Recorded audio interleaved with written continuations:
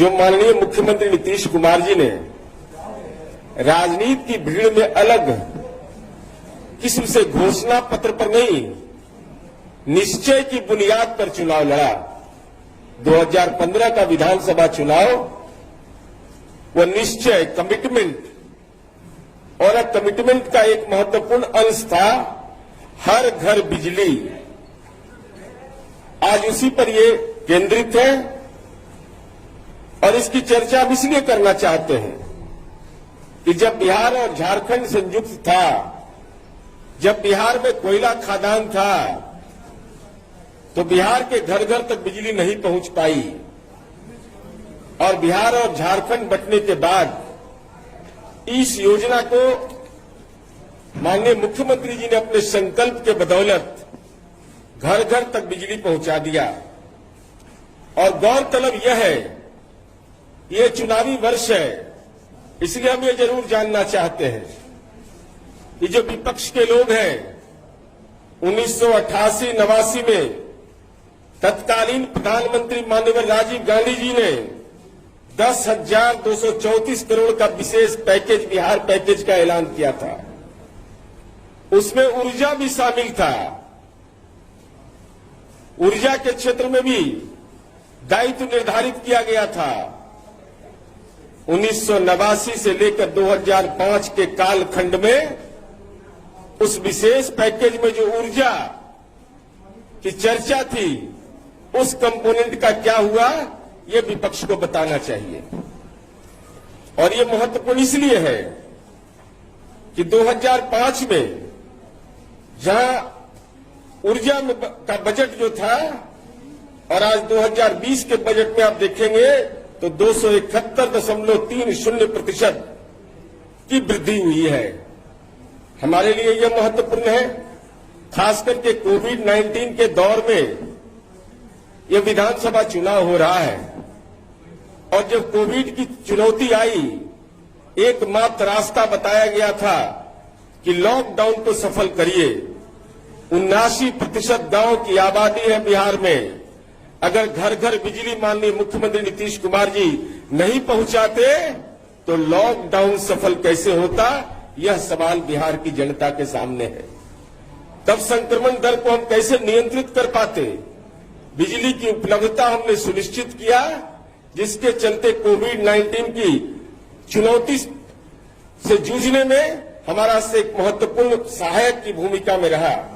इसलिए हम यह कहना चाहते हैं, और उसी कालखंड में जब कोविड-19 की चुनौती से हम जूझ रहे थे, अगर घर घर मोबाइल चार्ज करने की बिजली उपलब्ध नहीं रहती तो कैसे लोग अपने सगे संबंधियों से बात कर पाते। और शिक्षा की एक बड़ी चुनौती आई उस समय कोरोना काल में। ऑनलाइन एजुकेशन की व्यवस्था सुनिश्चित किया गया।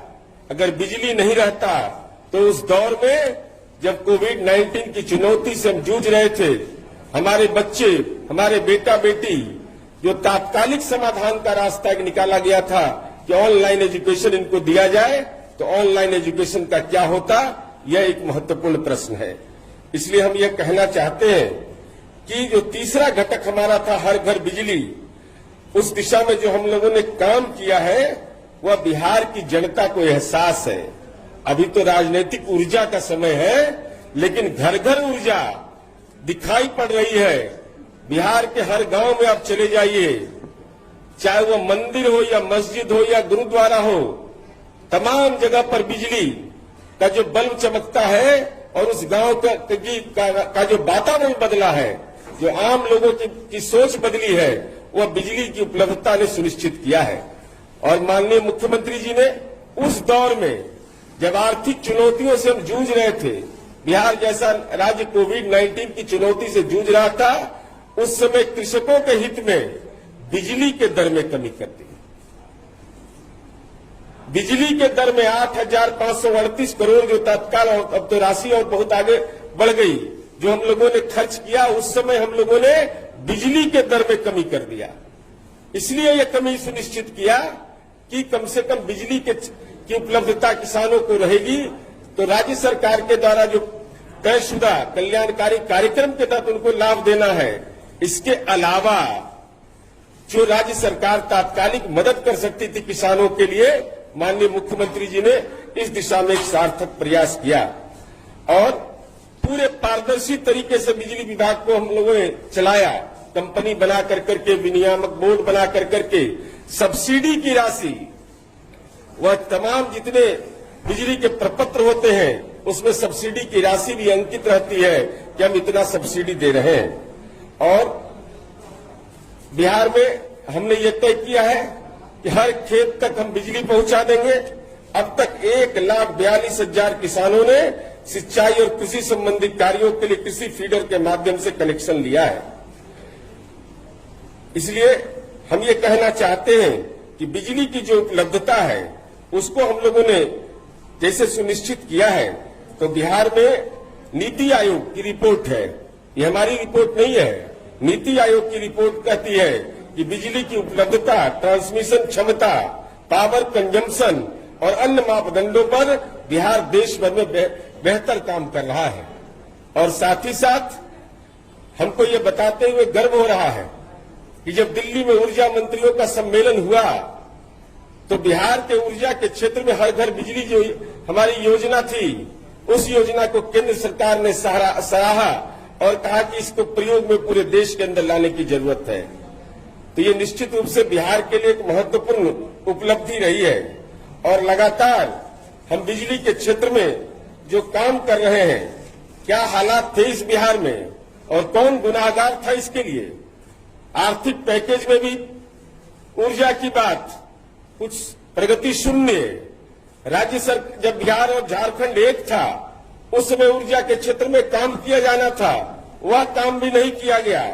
तो 2005 में आप देखेंगे कि 337 पावर सब स्टेशन था और आज 1074, 218.69% का काम इसमें प्रगति हुआ है। चाहे ग्रिड सब स्टेशन हो, 53 था, आज 151।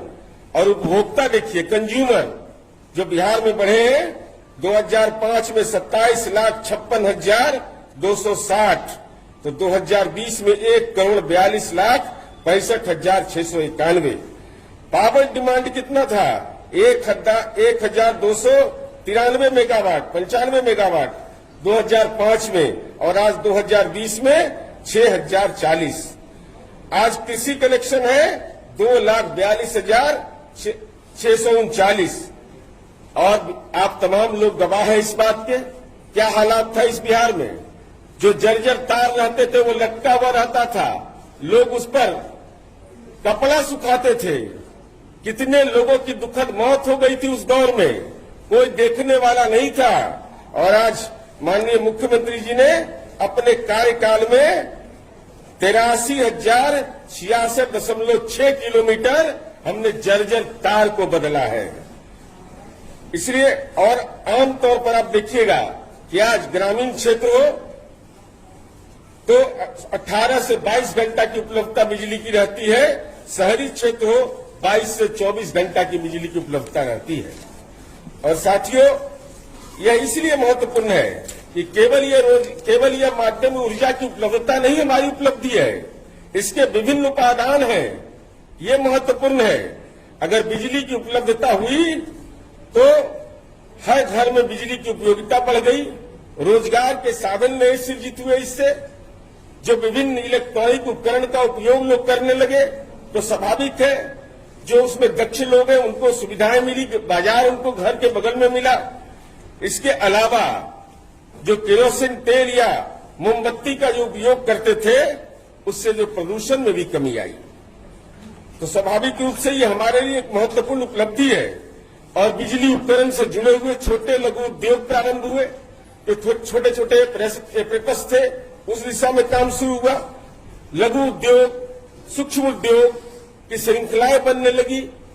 बाजार चट्टी जो कानून का राज माननीय मुख्यमंत्री जी ने बनाया, ऐसा कोई प्रखंड नहीं है जहां 5, 7, 8, 10 बाजार और चट्टी के रूप में डेवलप नहीं किया। और बिजली की उपलब्धता से 9 बजे 10 बजे रात तक के लोग दुकान खोल करके बैठते हैं, तो यह भी एक बिजली के क्षेत्र में उपलब्धता के चलते एक नया व्यवस्थागत आधार हुआ। और कृषि के क्षेत्र में यह महत्वपूर्ण इसलिए है कि कृषि प्रधान राज्य है बिहार, तो आप देखते होंगे डीजल सब्सिडी माननीय मुख्यमंत्री जी ने प्रारंभ किया। इसके पहले डीजल सब्सिडी किस चिड़िया का नाम था कोई जानता नहीं था, नरसंहार जानता था लोग, लेकिन डीजल सब्सिडी किसको कहते हैं यह कोई नहीं जानता था। माननीय मुख्यमंत्री जी ने जब बिजली की उपलब्धता सुनिश्चित किया तो आप कल्पना करिए कि 1 लीटर डीजल अगर कोई किसान खर्च करता है और बिजली की उपलब्धता हो जाती है, दोनों में कितना अंतर आ जाता है, किसानों को कितना इससे लाभ मिला। इसलिए स्वाभाविक रूप से हम लोगों ने जो काम किया है और बिजली का कनेक्शन हर घर तक जिन लोगों ने डिमांड किया है, हर हाउस होल्ड तक हमने देने की कोशिश की है और लगातार इस दिशा में हम काम कर रहे हैं। इसलिए हम ये समझते हैं कि बिजली से जुड़े हुए बहुत सारे मामले में राज्य सरकार ने जो उल्लेखनीय उपलब्धि हासिल की है, तो जब बिजली पहुंचा दिए, बल्ब पहुंचा दिए, घर घर रोशनी से जगायमान हो गया, तो लालटेन का जरूरत अब है। लालटेन को तो लोग भूल गया है, अब तो भगवान के मंदिर में भी बल्ब जलते हैं, मस्जिद में भी, गुरुद्वारा में भी, चर्च में भी। तब लालटेन तो केवल दागी नेताओं के घर में कैद, खाने में कैद है। जनता तो उससे आजाद होकर करके अब बिजली की चकाचौंध में जो माननीय मुख्यमंत्री जी ने सुनिश्चित किया है उसमें निश्चित रूप से अपनी महत्वपूर्ण भूमिका अदा कर रही है। और बिजली की उपलब्धता ने बिहार के विकास को और गति दिया है। और ये बिजली की जो हमारी निरंतर उपलब्धियां हैं, इन उपलब्धियों के बदौलत हम बिहार को विकसित राज्य बनाने का जो हमारा संकल्प है, उस संकल्प को हम नया रूप देंगे। विद्युत नियामक संस्था है, इसके लिए हर व्यक्ति को अधिकार है। यह डेमोक्रेटिक बॉडी है, कंपनी बनाया गया है इसीलिए कि आप जाकर के अपनी आपत्ति को व्यक्त कर सकते हैं कि भाई बिजली के दर में उसके विभिन्न कंपोनेंट बताए जाते हैं कि क्या कारण है। इसलिए बिजली का दर तय करने का अधिकार विद्युत नियामक कंपनी को है और उसमें हर व्यक्ति को ये अधिकार प्राप्त है। अरे भाई बिहार का खपत है, अभी घर घर बिहार में जो मानव विकास सूचकांक है, उस सूचकांक में घर घर बिजली पहुंची है, हर खेत तक बिजली पहुंच रही है, तो खपत बढ़ेगा मेरा। अरे वो तो टेम्पोररी कभी कभी होता है प्रॉब्लम। अब वो दौर नहीं है कि बिजली के संबंध में कोई सूचना न दीजिएगा तो पदाधिकारी को एकदम लोक शिकायत निवारण कानून में ये दायित्व सौंप दिया गया है। अब ऐसा नहीं है कि अनवरत चलाते रहिए आप, नहीं, समय सीमा के तहत उसका निवारण करना होगा उनको।